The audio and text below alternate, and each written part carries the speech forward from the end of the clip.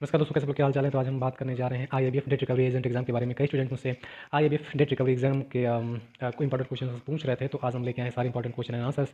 तो स्टार्ट करते हैं फर्स्ट क्वेश्चन से। तो यहाँ पे जो पहला क्वेश्चन दिया हुआ है, यहाँ पे पहला क्वेश्चन दिया हुआ है कि ऋण वसूली ट्रिब्यूनल डीआरटी के पास मूल्य के मामलों की सुनवाई करने की शक्ति है। तो इसमें का कौन सा ऑप्शन सही होगा? इसमें का जो ऑप्शन सही होगा फर्स्ट का सी, यानी कि 10 लाख और ऊपर। यहाँ पे हम अगला क्वेश्चन देख लेते हैं। अगला क्वेश्चन कौन सा दिया हुआ है? यहाँ पे अगला क्वेश्चन दिया हुआ है कि वसूली प्रक्रिया में भूमि के कानून का उल्लंघन करने वाला ऋण वसूली एजेंट आमंत्रित करता है। तो इसमें से कौन सा ऑप्शन सही होगा? इसमें से जो ऑप्शन सही होगा वो होगा डी, यानी कि उपयुक्त सभी बैंकों द्वारा कार्रवाई, आरबीआई द्वारा कार्रवाई और कानूनी कार्रवाई। अगला क्वेश्चन देख लेते हैं। यहाँ पे अगला क्वेश्चन कौन सा है? अगला क्वेश्चन है तीसरा, यानी कि अटॉर्नी की शक्ति का संदर्भ है। अटॉर्नी की शक्ति का जो संदर्भ होता है वो किससे होता है? इन चारों ऑप्शन में से। तो इसमें से जो होता है वो होता है तीसरे का सी, यानी कि किसी अन्य व्यक्ति की ओर से कार्य करने के लिए अधिकार होता है। यहाँ पे अगला क्वेश्चन देख लेते हैं। अगला क्वेश्चन यहाँ पे दिया हुआ है, क्वेश्चन नंबर 4। बैंक द्वारा दिए गए ऋण और अग्रिम उनके बैलेंस शीट की किस ओर दर्शाए जाते हैं? तो दर्शाए जाते हैं क्वेश्चन इसका जो आंसर है मतलब ऑप्शन नंबर बी, संपत्ति। अगला क्वेश्चन यहाँ पे दिया हुआ क्वेश्चन नंबर 5। यदि चेक को डैश कारण के लिए वापस कर दिया जाता है तो धारक परक्राम में लिखित अधिनियम 1881 की धारा 138 के तहत आपराधिक कार्रवाई शुरू कर सकता है। तो इसमें से कौन सा ऑप्शन सही होगा? इसमें का जो ऑप्शन सही होगा वो होगा 5 का डी, यानी कि अपर्याप्त निधि। अगला क्वेश्चन यहाँ पे देख लेते हैं। अगला क्वेश्चन यहाँ पे दिया हुआ है क्वेश्चन नंबर 6। ऋण वसूली एजेंट काम करते हैं, इनका लोगों का काम क्या होता है? तो इन लोगों का जो काम होता है वो है उपरोक्त सभी, यानी कि क्वेश्चन नंबर 6 का डी सही है। यानी कि इनका काम बैंकों की बकाया एकत्र करना होता है, क्रेडिट कार्ड कंपनियों की बकाया एकत्रित करनी होती है और वित्तीय संस्थानों की बकाया एकत्र करनी होती है। अगला क्वेश्चन यहाँ पे हम देख लेते हैं कि अगला क्वेश्चन कौन सा है। अगला क्वेश्चन है 7वां नंबर का क्वेश्चन। इस 7वां नंबर का क्वेश्चन क्या कहता है कि आचार संहिता के अनुसार रिकवरी एजेंट द्वारा देनदारों को फोन से संपर्क करना चाहिए। तो इसमें से कौन सा ऑप्शन सही होगा? इसमें से जो ऑप्शन सही होगा वो ऑप्शन बी है, 700 घंटे से 1900 घंटों के बीच में। अगला क्वेश्चन यहाँ पर हम देख लेते हैं कि अगला क्वेश्चन कौन सा है। अगला क्वेश्चन यहाँ पर दिया हुआ है 8वां क्वेश्चन। जब ग्राहक ने बैंक से व्यक्तिगत ऋण प्राप्त किया तो बैंक और ग्राहक के बीच क्या संबंध होगा? यहाँ पे बैंक और ग्राहक के बीच जो संबंध होगा वो होगा लेनदार और देनदार का, यानी कि ऑप्शन ए सही है यहाँ पे। क्वेश्चन नंबर 9 देख लेते हैं। बैंकिंग उत्पाद है, यानी कि बैंकिंग प्रोडक्ट्स आर, कौन से बैंकिंग प्रोडक्ट हैं? तो इसमें से कौन सा ऑप्शन सही होगा? इसमें से जो ऑप्शन सही होगा वो होगा 9th का बी, अमूर्त। अगला क्वेश्चन यहाँ पे देख लेते हैं। अगला क्वेश्चन 10वां क्वेश्चन है, रेफ्रिजरेटर के लिए लिया गया ऋण डैश की सुरक्षा के विरुद्ध दी गई है। तो यहाँ पे ऑप्शन बी सही होगा, यानी कि रेफ्रिजरेटर को दृष्टिबंधक रख के। अगला क्वेश्चन देख लेते हैं। अगला क्वेश्चन यहाँ पे दिया हुआ है फिक्स डिपॉजिट नहीं हो सकते हैं, यानी फिक्स डिपॉजिट के संबंध में इसमें से कौन सा ऑप्शन सही नहीं है? तो यहाँ पे जो ऑप्शन सही नहीं है वो 11th का बी, यानी कि तीसरे पक्षों को हस्तांतरित नहीं हो सकता है फिक्स डिपॉजिट। अगला क्वेश्चन यहाँ पे देख लेते हैं। अगला क्वेश्चन यहाँ पे दिया हुआ है 12वां नंबर का क्वेश्चन। तो 12वां क्वेश्चन क्या कहता है कि ग्राहक के स्थायी निर्देशों के अनुसार बैंकर उसके बिजली के बिल, बीमा प्रीमियम और टेलीफोन बिल का भुगतान करता है।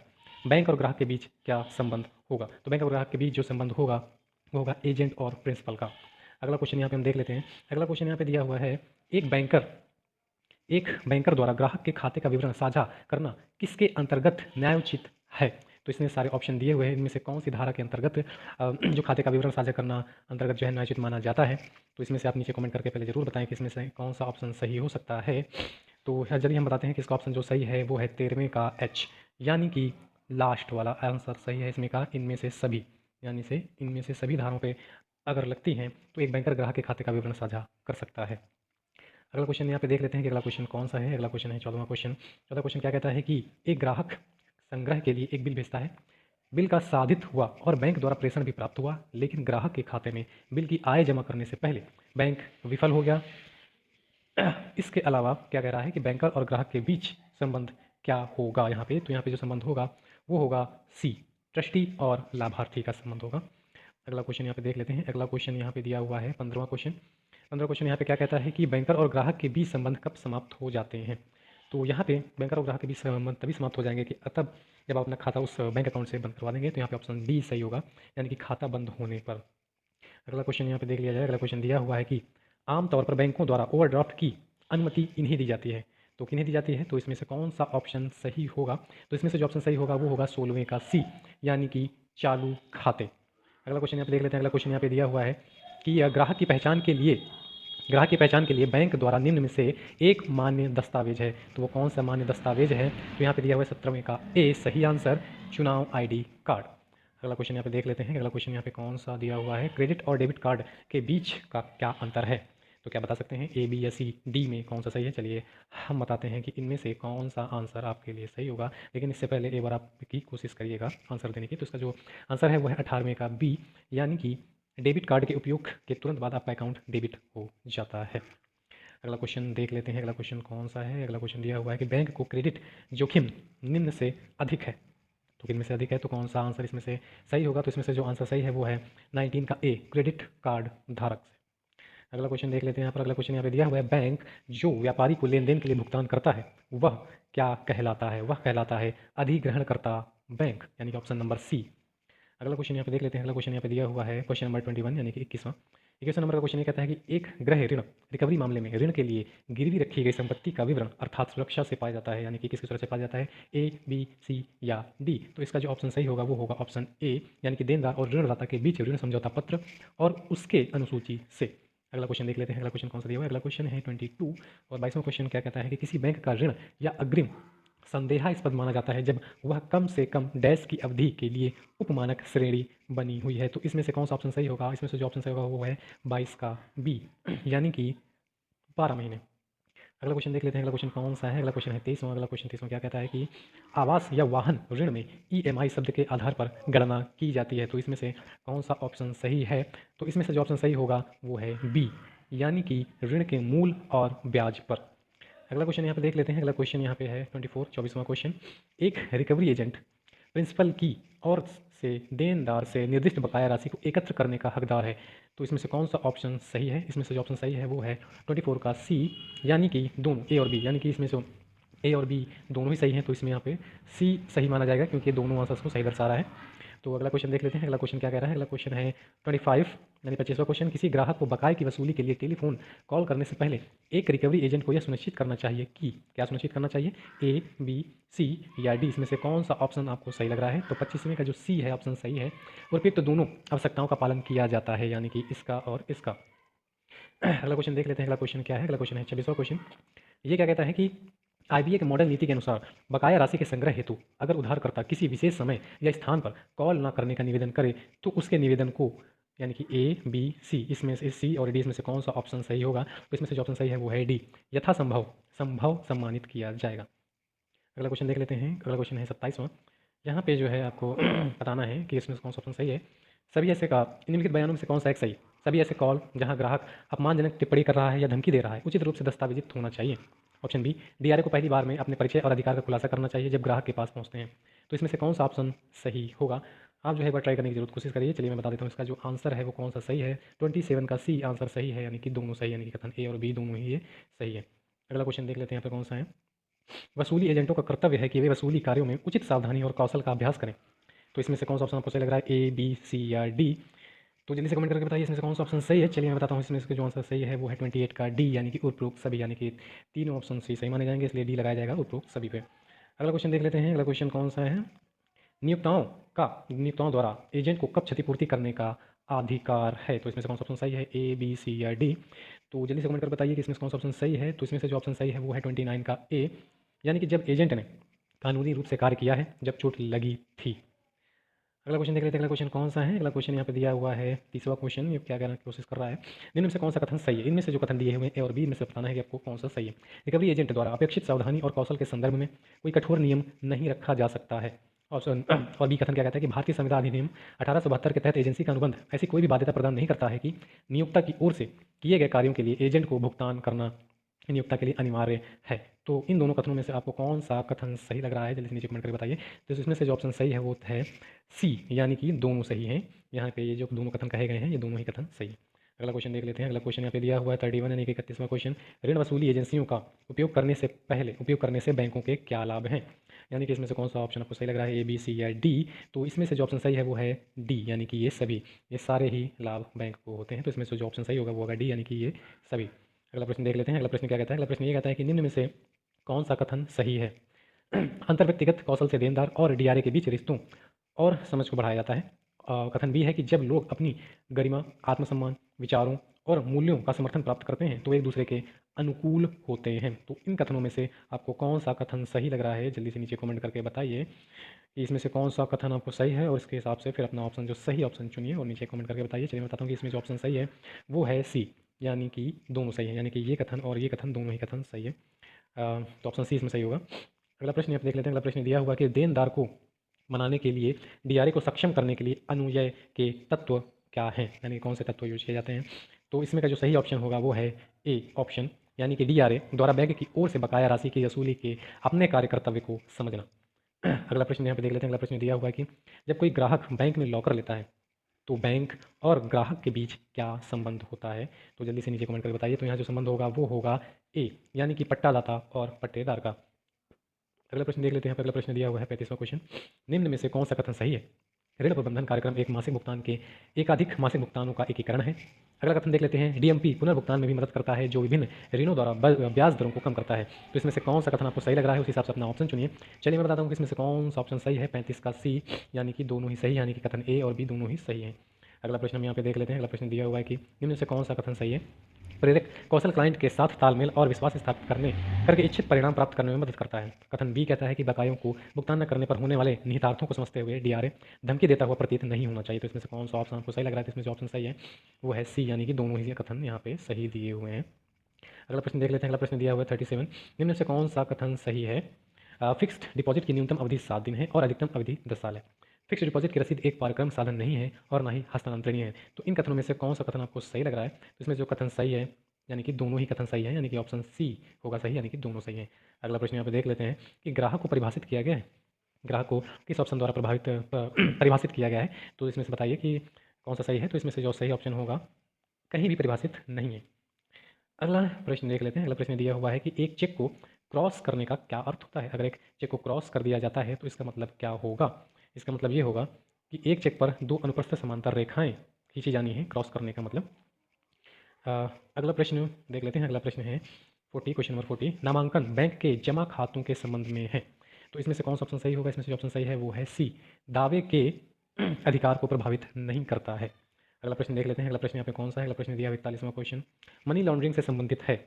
मनी लॉन्ड्रिंग इसमें से कौन से ऑप्शन से संबंधित है? तो ये है ऑप्शन B, यानी कि अवैध रूप से प्राप्त धन का रूपांतरण करना ही मनी लॉन्ड्रिंग से संबंधित होता है।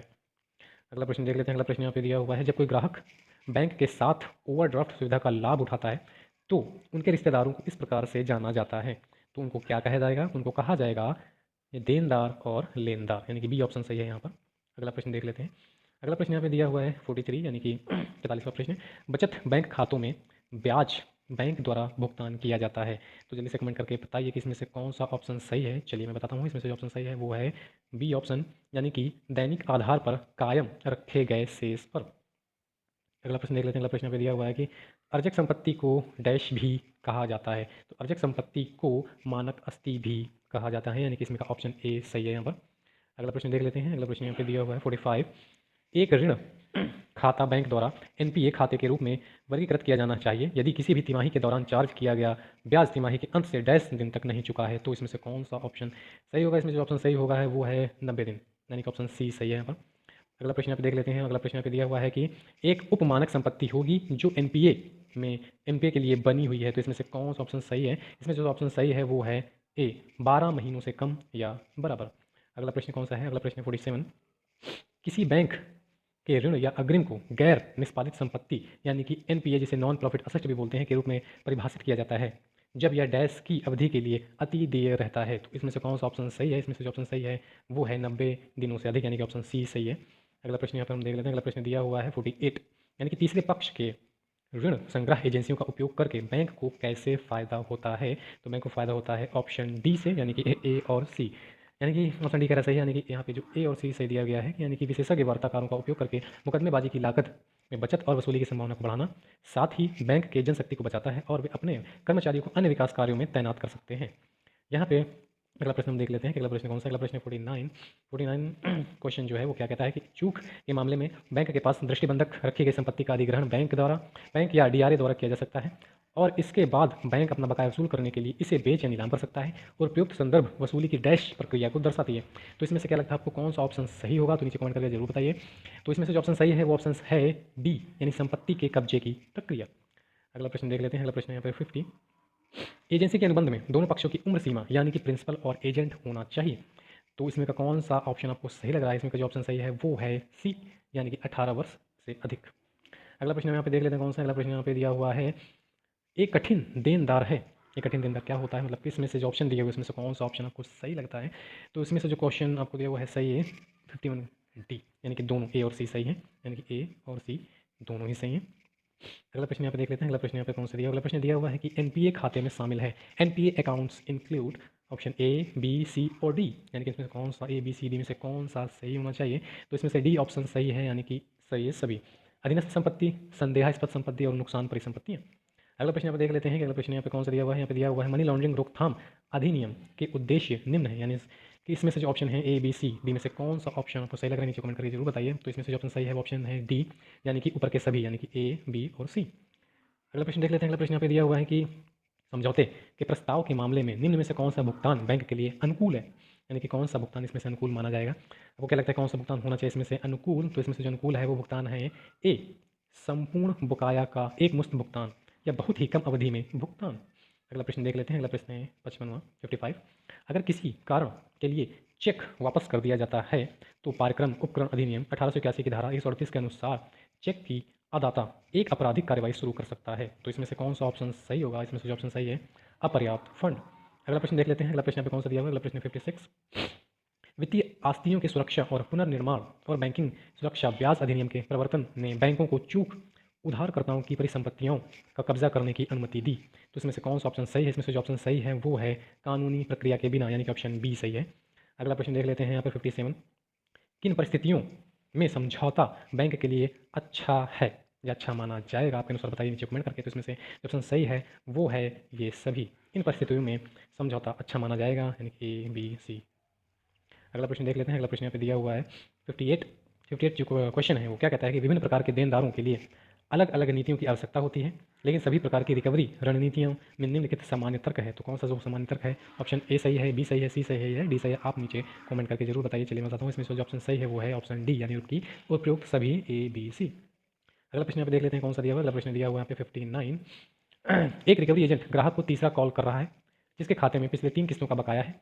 ग्राहक का कहना है कि वह व्यस्त है और अपने वकील से सलाह लेने के बाद 1 सप्ताह के बाद भुगतान करेगा। उपयुक्त स्थिति में निम्न में से कौन सा सबसे उपयुक्त प्रक्रिया है, आपके अनुसार कौन सी उपयुक्त प्रक्रिया होनी चाहिए अगर आप एक डेट रिकवरी एजेंट होते तो तो आप बताइए कि इसमें से कौन सा ऑप्शन सही माना जाएगा। तो इसमें से जो ऑप्शन सही है वो है ऑप्शन बी, यानी कि डीआरए दृढ़ और मुखर होगा और ग्राहक से तुरंत उसके द्वारा दिए गए बकाये भुगतान का अनुरोध करेगा। अगला प्रश्न देख लेते हैं। यहाँ पे अगला प्रश्न कौन सा दिया हुआ है। अगला प्रश्न दिया हुआ है 60, यानी कि 60। रिकवरी एजेंटों पर आरबीआई के निर्देशों के अनुसार कौन सा ऑप्शन सही होगा। जो ऑप्शन सही है वो ऑप्शन है बी, यानी कि ये सभी, यानी कि ये सारे दिशा निर्देश लगेंगे। अगला प्रश्न देख लेते हैं। अगला प्रश्न यहाँ पे दिया हुआ है 61। संपार्श्विक सुरक्षा का अर्थ है। इन ऑप्शंस में से संपार्श्विक अर्थ सुरक्षा का अर्थ क्या माना जाएगा, आप बताइए नीचे कमेंट करके जल्दी से। तो ये जो माना जाएगा वो है डी ऑप्शन, यानी कि उधारकर्ता द्वारा परिसंपत्ति के आधार पर जो ऋण लिया गया है उससे ऊपर अतिरिक्त सुरक्षा जो दिया जाता है। अगला प्रश्न देख लेते हैं पे कौन सा सही है। अगला प्रश्न है 62।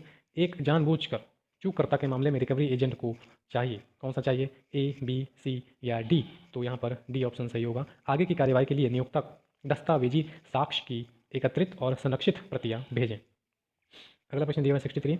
तथ्यों का गलत ब्यौरा है, कौन सा गलत ब्यौरा माना जाएगा इन ऑप्शंस में से। तो जो माना जाएगा वो है बी, यानी कि भारत, ब्रिटेन, संयुक्त राज्य अमेरिका में निषिद्ध। अगला प्रश्न यहाँ पे देख लेते हैं। अगला प्रश्न यहाँ पे दिया हुआ है 64। ओवरड्राफ्ट एक सुविधा है जिससे बैंक खाते के ग्राहकों द्वारा निर्धारित चेक का सम्मान करते हैं, भले ही खाते में शेष राशि चेक की मात्रा से कम हो। तो क्या ये कथन सही है या गलत है। ये कथन असत्य है, यानी कि इसमें जो सही होगा वो है ऑप्शन बी, यानी कि ये जो कथन कहा गया है वो असत्य है। अगला प्रश्न यहाँ पे देख लेते हैं। अगला प्रश्न दिया हुआ है 65। किस प्रकार के खातों पर निकासी की संख्या और जमा राशि पर कोई प्रतिबंध नहीं है। तो ये होगा 65 का सी, यानी कि चालू खाता। अगला प्रश्न देख लेते हैं। अगला प्रश्न यहाँ पे दिया हुआ है सावधि जमा में बैंकों को जमा पर देय ब्याज की गणना और उसका भुगतान करना आवश्यक है। तो इसमें से कौन सा ऑप्शन सही है। जो ऑप्शन सही है वो है ऑप्शन सी, तिमाही आधार पर। अगला प्रश्न देख लेते हैं। अगला प्रश्न यहाँ पे दिया हुआ है कि आवर्ती जमा पर देय ब्याज दर पूर्व तय नहीं है, क्या ये कथन सत्य है या असत्य है। तो ये कथन जो है असत्य है, यानी कि ऑप्शन बी सही है यहाँ पर। अगला प्रश्न यहाँ पे दिया हुआ है हर संचार है। तो इसमें से कौन सा ऑप्शन आपको सही है, जल्दी से नीचे कमेंट करके बताइए। चलिए मैं बताता हूँ। इसमें से जो ऑप्शन सही है वो है ए, यानी कि एक दो तरफा प्रक्रिया। एक दो तरफा प्रक्रिया होती है जब ये कम्युनिकेशन की बात आती है। अगला प्रश्न यहाँ पे देख लेते हैं। अगला प्रश्न दिया हुआ है कि सरफेसी अधिनियम बैंकों को अनुमति देता है। जो सरफेसी अधिनियम होता है, एक्ट होता है, ये बैंकों को क्या अनुमति देता है, तो जो अनुमति देता है वो है 69 का सी, जटिल कानूनी प्रक्रिया को पार किए बिना बैंकों के पास डिफ़ॉल्ट उधारकर्ताओं की दृष्टिबंधक परिसंपत्ति का कब्जा लें। अगला प्रश्न यहाँ पे देख लेते हैं कौन सा सही है। अगला प्रश्न यहाँ पे दिया हुआ है, शब्द बैंकिंग परिभाषित किया गया है। शब्द बैंकिंग इसमें से कौन से अधिनियम में परिभाषित किया गया है, तो वो है ऑप्शन ए, यानी कि बैंकिंग विनियमन अधिनियम 1949। अगला प्रश्न देख लेते हैं। अगला प्रश्न यहाँ पे दिया हुआ है, निम्न में से कौन सा ऋण की वसूली के लिए कानूनी उपाय नहीं है, तो इसमें से क्या ऑप्शन सही है। इसमें से जो ऑप्शन सही है वो 71 का सी है, लोक अदालत को मामला प्रस्तुत करना। अगला प्रश्न देख लेते हैं कौन सा है। अगला प्रश्न यहाँ पे दिया हुआ है कि ऋण वसूली एजेंट कानूनी तौर पर नियोक्ता ऋणदाता बैंक की ओर से देनदारों से निर्दिष्ट प्राप्तियां एकत्र करने का हकदार है। इसमें से कौन सा ऑप्शन सही है, तो इसमें से जो ऑप्शन सही है वो है ऑप्शन सी, यानी कि ए और बी दोनों। अगला प्रश्न यहाँ पे देख लेते हैं। अगला प्रश्न यहाँ पे दिया हुआ है, वसूली एजेंट द्वारा देनदार को टेलीफोन कॉल करना, इसमें से कौन सा सही माना जाएगा, ऑप्शन ए, बी, सी या डी। तो इसमें से जो ऑप्शन सही माना जाएगा वो है ऑप्शन ए, रिकवरी प्रक्रिया में पहला कदम माना जाएगा। अगला प्रश्न यहाँ पे देख लेते हैं। अगला प्रश्न दिया हुआ है, परिसंपत्ति के अधिग्रहण से पहले निम्न में से क्या सावधानियां अपनाई जानी चाहिए, तो इसमें से जो ऑप्शन सही होगा, कौन सा ऑप्शन सही होगा जल्दी से नीचे कमेंट करके बताइए। तो इसमें से जो ऑप्शन सही होगा वो है डी, यानी कि ये सभी, ए, बी, सी। अगला प्रश्न यहाँ पे कौन सा दिया हुआ, अगला प्रश्न दिया हुआ है 75, यानी कि ग्राहक अभिविन्यास का अर्थ है। ग्राहक अभिविन्यास का क्या अर्थ होगा, तो इसका अर्थ होगा ऑप्शन बी, एकमात्र लाभार्थी के रूप में ग्राहक के साथ गतिविधियों को करना। अगला प्रश्न देख लेते हैं कौन सा सही है। अगला प्रश्न 76, एक अच्छा संचारक भी होना चाहिए। इनमें से क्या होना चाहिए, एक अच्छा संचारक, एक अच्छा संचारक जो है अच्छा श्रोता भी होना चाहिए, यानी कि ऑप्शन बी सही है यहाँ पर। अगला प्रश्न यहाँ पे देख लेते हैं। अगला प्रश्न यहाँ पे दिया हुआ है, बकाया राशि को प्राप्त करने की चिंता में आप कठोर या धमकी वाली भाषा का इस्तेमाल कर सकते हैं। यह दृष्टिकोण हालांकि अनुचित है, क्योंकि यह, इसमें से कौन सा ऑप्शन सही होगा जल्दी से बताइए नीचे कमेंट करके, क्योंकि यह ऑप्शन डी सही होगा, ये सभी उधारकर्ता को भुगतान न करने के लिए प्रेरित कर सकता है, अमानवीय और अपमानित करना हो सकता है, मामला न्यायालय में गया तो कठोर कानूनी कार्रवाई भी हो सकती है।